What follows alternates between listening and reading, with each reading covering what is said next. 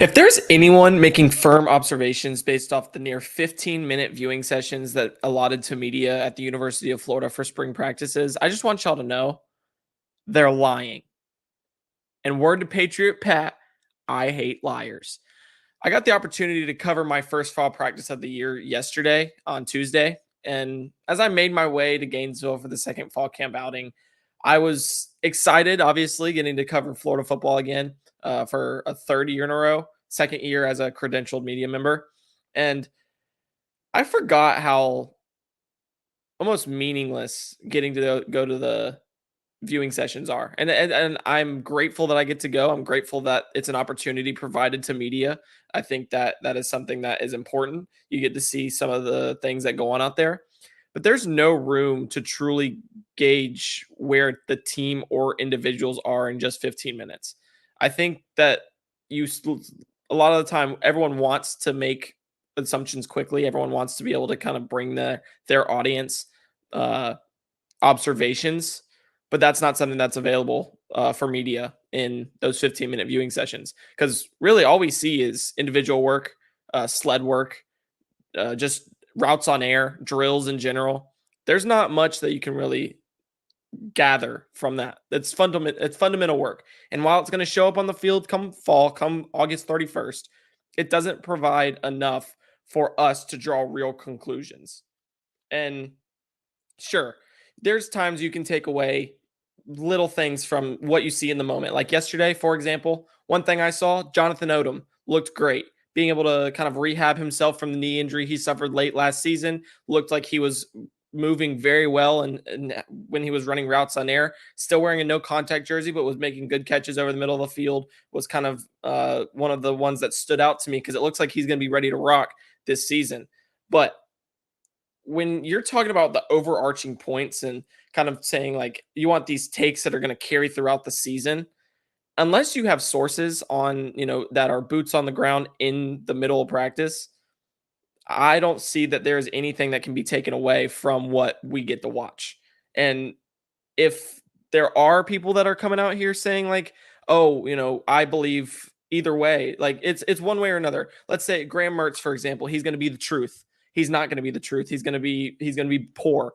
Neither of those things can be made from fall practice. You can have those assumptions elsewhere. You can go watch them at Wisconsin. You can watch them in the spring game. Make your determinations there. But there's no way that from what we get to watch that we're piecing together that he's going to be great or he's going to be poor. There's nothing that tells me either way of how these players are going to perform in what we get to watch. And if there are people that are making those assumptions, making those points for the sake of takes in what is right now talking season, they're fake. They do not exist. And they might be wrong or they might be right. They might be wrong when the season comes time, but that's to be determined. Nothing is happening right now for people that are getting to watch at Florida, practices that are media members. There's not enough time to gather that information to come up with some of the legitimate takes that were, that can be seen. And I'm not saying this is necessarily a media problem. I just think I think it's a fan base. Like I think it's just an overarching problem in general. Because sure, this doesn't include practice notes from sources. I think you should trust those. Those are important. But like the clips we see on Twitter, I would not take too much credence in them. Because the side effect of limited media exposure is one, we're getting to see a shortened portion of practice that includes very vanilla uh, kind of operations of what this team is looking like because it's all individual. We get to see no one-on-ones, no anything like that. We get to see routes on air, individual work, sled work. That's it. But you take that and then you filter it even more into what we put on Twitter from a video perspective, whether it's good or bad. And it makes away the timeline, and people all of a sudden are wanting to make these, Mertz is going to win the Heisman. Mertz is terrible. He's going to throw. That's going to be an interception. I posted 6 clips on Twitter yesterday. 6. All right. Probably 4 or 5 of them were, probably 4 of them were of Graham Mertz throwing the football. And he had one ball to Ricky Pearsall deep down the field. And somehow, in just a simple throw, deep throw, um, my mentions turned into a debate whether that would be a pick in the SEC or not. Yep, that's what it was. It was a debate of that was going to be an interception versus no, that wasn't. That was a good ball. One throw of a 15-minute media period of a even longer Florida football practice. Like, what are we doing? I understand we're excited for football. I am too. I'm pumped for that football season's back. And once we get to week 1, I'll get riled up right with y'all because I love some football. But let me tell you, man, we got to chill out. We got to take just, I understand it's coming. It's coming quickly. We're excited. I'm excited. I love football. I love it. Can't wait for when it gets here. Can't get enough of it when it gets here. Don't want it to end. But we cannot make some of these conclusions right now. It can't happen because they don't mean anything. So let's chill out for now. Take a deep breath. It's going to be okay. And let's just wait to see what happens on the field come fall. All right. All right. I just need to get that off my chest. And hey, if I come back in here in a week and I'm saying something that outside of this open practice that's going to be on Saturday, that we're going to get to see the entire thing, if I'm coming in here and giving a take either which way, please tell me that, hey, we got to chill out. Remember episode 4, you said that's not the way to do it because we don't get enough time. Tell me. I need to stay in check. Keep me in check. But I highly doubt that that's something I'm going to be doing because I strongly believe that I'm going to let it play out on the field. August 31st is when it starts. That's when I'm going to let it play out. And I have my kind of, I have my observations. I have my takes, but I don't feel like 2 fall practices are enough to make any type of assumptions, especially in the little bit of time that we're able to see. But all right, I just need to get that off my chest real quick. I just need to get that off my chest to open up today's episode of Carol's Cadence, episode 4, as I said previously. So I want to make sure that y'all like, subscribe, and comment one Florida player you believe is in line to have a big 2023 for the Florida Gators. If this video gets 10 comments, I'll give my answer and explanation in the next episode. My name is Brandon Carroll. I'm the host here at Carol's Cadence. And today, we got another episode of the big boys up front. Last time we talked about the offense, talked about the offensive line competition that's going on there. But hey, you flip to the other side of the ball, there's more competition there too. There's some big boys on the defensive line that are in position to make big contributions for Florida this season. So let me talk to you about them. Because, man, this interior defensive line is one of the better interior defensive lines that Florida's had in quite some time. And I just want to get this out of the way real quick. Listen to Austin Armstrong talk ball is electric. Talk about getting the juices flowing. That man can get you ready to run through a brick wall. So I have no kind of there's no reason for me not to believe that his players are too. And they've already shown that they are. There's a lot, or said that they are at least. There's a lot of them that said, yeah, he's just brought that energy. He's brought that juice. Jason Marshall Jr., someone that like I've said before, he talks, everybody should listen. He said he's ready to do it. He's ready to play for Austin Armstrong. And I understand why. There's newfound life in this defense, in the eyes of them at least. And I understand the energy, passion for thumping heads Armstrong brings. It's contagious. I haven't played football since I was in freshman year of high school.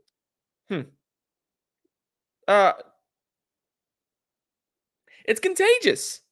And let me tell you, I haven't played football for quite some time, but I would suit up immediately and go out there and play for him because he just gets the juices flowing. He gets you ready to rock. And on Sunday, he got to speak, and out of just me being a nerd, I watched every second of it. And also for my job, because that is something I have to do consistently, is keep up with press conferences and things like that. But that's beside the point. He got a chance to talk about this defensive line unit and just gave like an overall synopsis of what the interior is going to look like. And it's a deep one because you're looking at multiple guys that can step into the fold this year. And he named them. He said, you have Desmond Watson, Cam Jackson, Caleb Banks, Chris McClellan, Tyreek Sapp, Jamari Lyons, and Will Norman all battling to play and contribute. You got 7 guys in there to play 2 spots. We've got to figure out 4 or 5 that can do it for us. There are 7 guys competing for 2 starting spots in the trenches this year on the interior. That nose tackle and 3 tech. 7. And then you're looking at the first 4 that he named: Cameron Jackson, Caleb Banks, Desmond Watson, Chris McClellan. Those are the standouts among the 7. Those are the 4 that I believe are going to kind of be the ones to rise in that room. Because they're 4 athletes that they might be over 300 plus, but let me tell you, they move impressively well for their size. They're impressively agile, especially a guy like Desmond Watson, hovering around 450, but is one of, if he could, it's been the talk, if Desmond Watson can get down to under 400 pounds, he's going to be a monster because he can already move well. Imagine if he's able to get wind to where he can play every down and move well. He'd be unstoppable. But even at 450, he can jump in between gaps and kind of move better than a lot of defensive linemen that are less than, way less than him. And they all bring different skill sets to the table. And I think as a result, that's going to be kind of change in Florida's defense this year that we haven't seen in a while. There's a likelihood that we're going to see several combinations of these 4. We're going to see the Jackson and Banks on pass, rushing downs, the 2 trying to create some interior pressure, cave in that pocket, and allow the edge rushers to kind of make their way in there. Justice Spoon talked about that yesterday, how he just has to let Cameron Jackson collapse the pocket, and then he's coming off the top.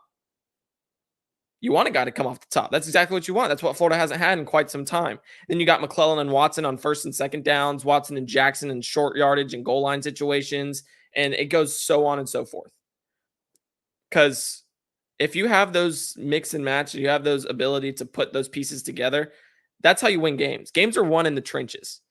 And Florida has 4 dudes that are equipped to help them win games this year. And that's a drastic change from what Florida's been, what the Gators have seen in recent years.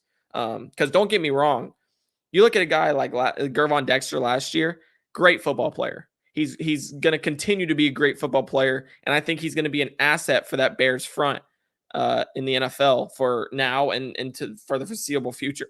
He's going to be a spearhead of that unit eventually. But during his time at Florida, he didn't have this kind of depth.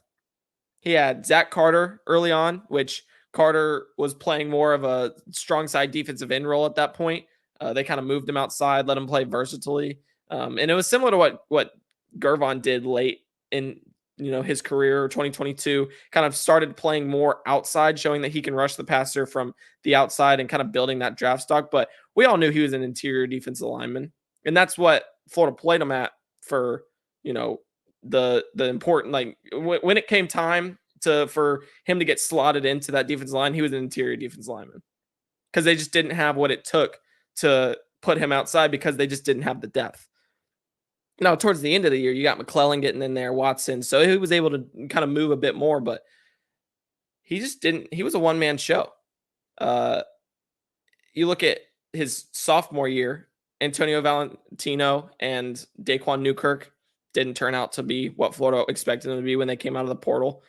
Like I said, last year, kind of had to do it himself. He proved effective, and I had no doubt that he'd prove effective because it's Gervon. He's a monster, but he didn't play to his maximum potential because they had him playing 60 snaps a game, and that's just not conducive for success for interior defensive linemen. And so because of that volume, Florida was hurt a lot of the time, but it's not like they had the luxury to not play him that much. He had to, and that didn't help him or the Gators. But now you're telling me that 1 year after he's gone, Florida's just completely rebuilt this room to not only have the 4 pieces that are gonna be on the 2 deep, but 7 guys competing for 2 spots on this defensive line to where you can have a consistent rotation with little to no drop off in production.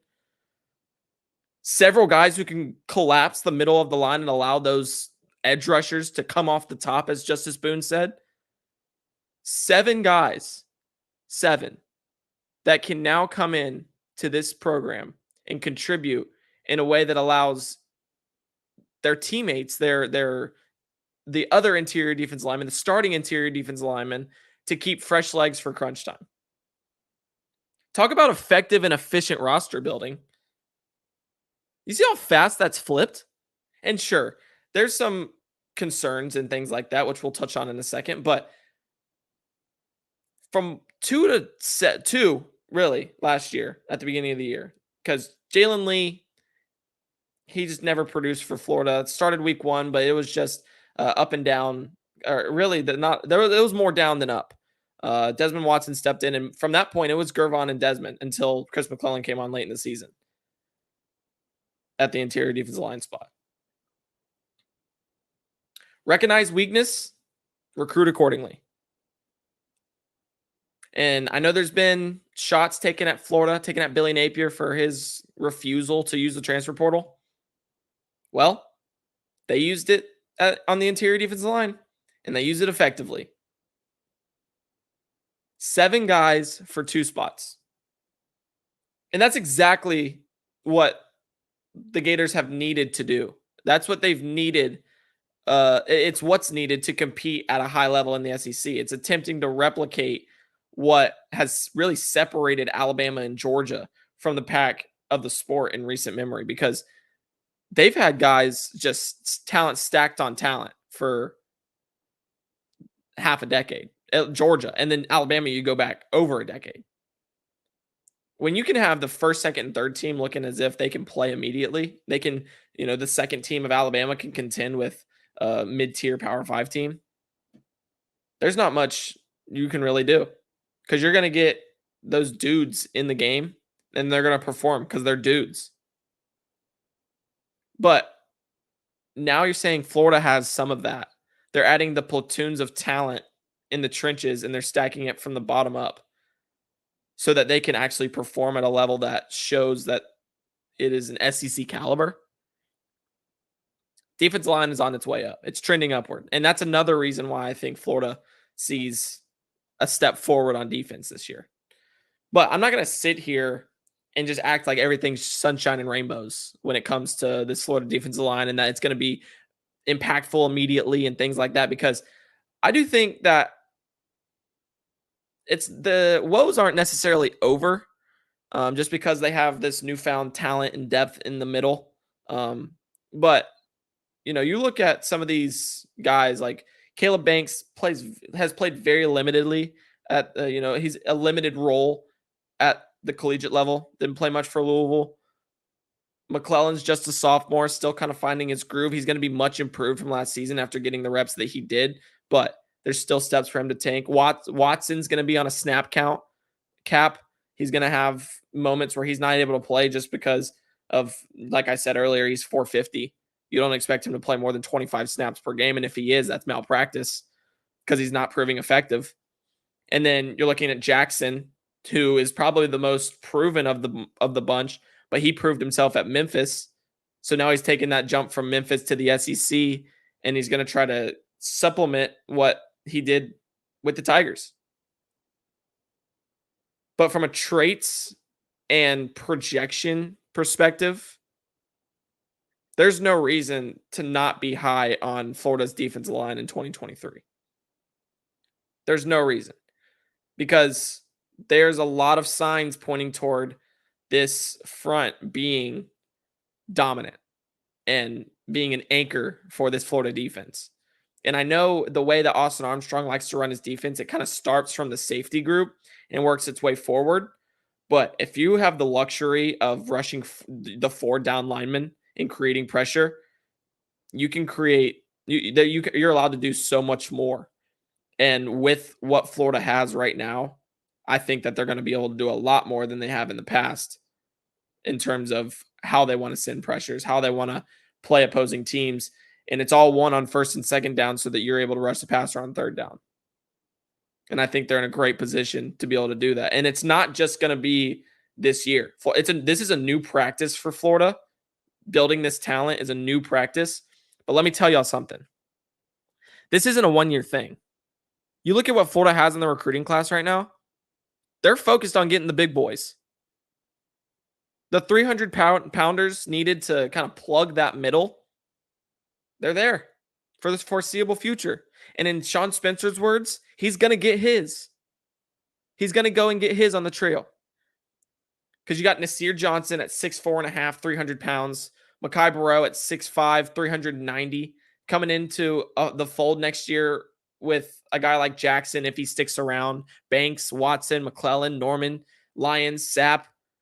And that's not even including the guys off the edge. Kelby Collins, TJ Searcy, Cameron James. And then the guys that are coming in with him, with those two. Jamonte Waller, Amaris Williams, Gainesville's very own Kendall Jackson. The trenches are being rebuilt at Florida, and it's happening quickly. And I think that's a sign of a larger shift in Gainesville because we've seen for so long that teams who build through the trenches and allow themselves to expand from there are the teams that, if you're able to get those pieces on the inside and work out on the front and work back, man, there's not much I can say that is gonna or there's not much anyone can say that's going to convince me differently that Florida is not in a great spot moving forward, just from a talent acquisition standpoint.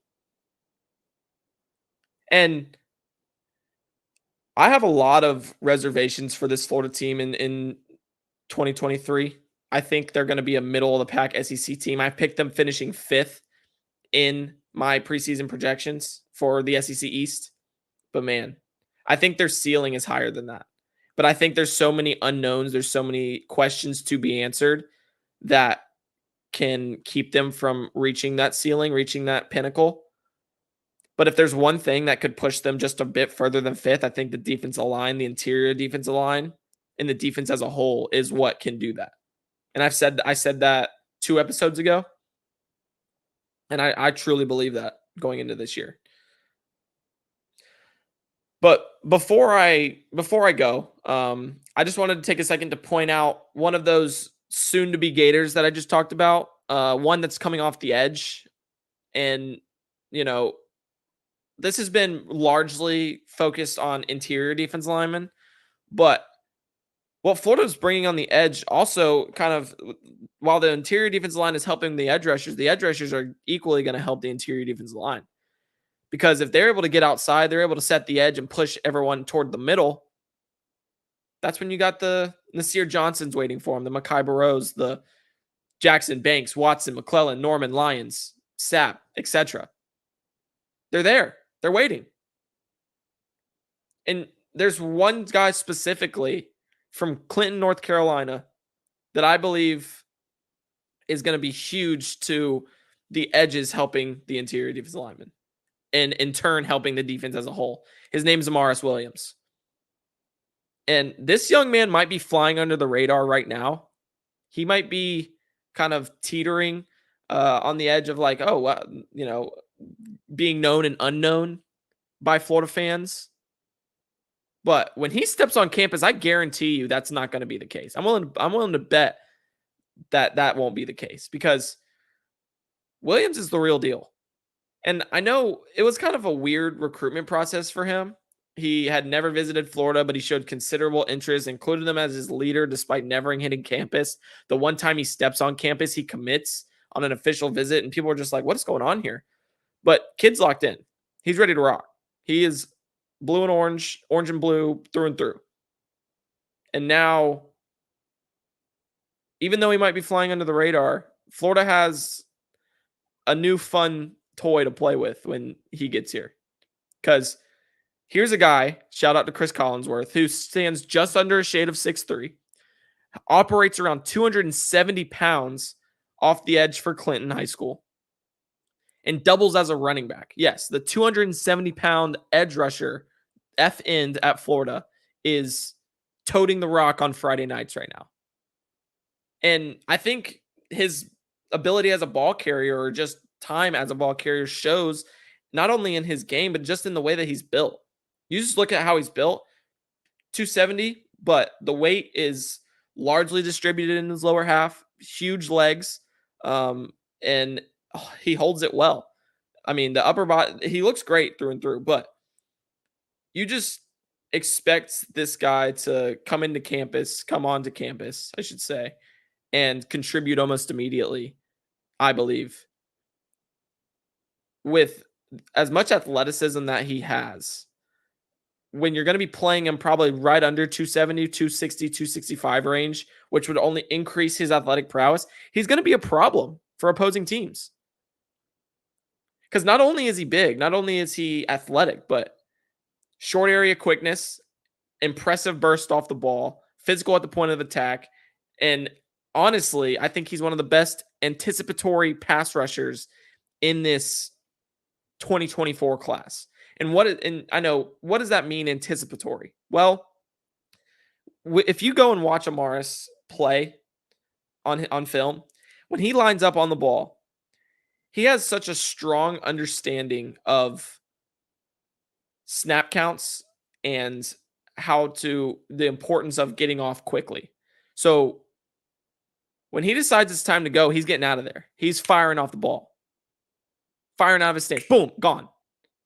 And usually that ends up in him making a play in the backfield. But his just burst off the snap, his anticipation for the snap really allows him to get a head start against everybody else. There's a lot of the time where he's already working around to tackle and they're looking at his back because he's bending up underneath. And as he bends up underneath, they're getting the back shoulder because he's fast. We already know he's fast. It's in short area, but he anticipates it so well. So now he's creating pressure a second into the play, forcing guys off their spots, forcing a running back into his teammates, or just clobbering them as they try to come to his side. And like I said, despite his one visit to Gainesville, he's a Gator. And now he'll operate at the discretion of Sean Spencer, Mike Peterson, Austin Armstrong, as they see fit. And his recognition will come soon enough. I think it shows in the rankings, but I just feel like there's so many other pieces that are kind of highlighted above him in this class. And that's a great thing for Florida, a great problem for Florida to have. But the recognition will come soon enough from the fan base because, my goodness, this dude's a baller. And if you've watched this show, we like to throw this word out. This dude is a dog. He's a dog. Another one. They got another dog. Amaris Williams. Remember the name because he's going to be something special at the University of Florida. But with that, I would just like to say this concludes episode 4 of Carroll's Cadence. We're officially in the books on 4 episodes. I just want to thank you all for listening. And once again, be sure to subscribe to the channel, and comment your player that you believe Florida is going to have a breakout year for the Florida Gators this season. I appreciate all y'all's support, and I will see you again on Friday with another episode of Carroll's Cadence. I'm Brandon Carroll signing off. Have a great rest of your week.